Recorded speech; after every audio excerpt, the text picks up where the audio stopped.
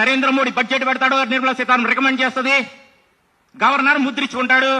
Syndicate group. నీలో దమ్ముంటే నీ కష్టాన్ని నువ్వు అనుభవించు. అది భారతదేశం అంటే. దొంగలు, దోపిడీదారులు అంటారు, పంది కొక్కులు అంటారు వీళ్ళని.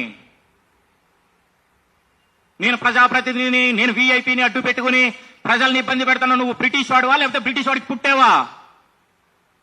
సిగ్గు అనిపించడంలే? ఏ ఖర్చు లేకుండా, ఎటువంటి ధనార్జన లేకుండా నీ కుటుంబాన్ని, నీ పిల్లల్ని ఊడిగం చేపిస్తున్నావే.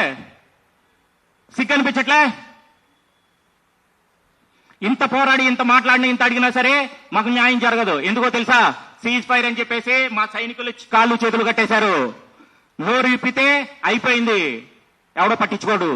కానీ మా న్యాయ వ్యవస్థ ఉంది, మా ధర్మం ఉంది.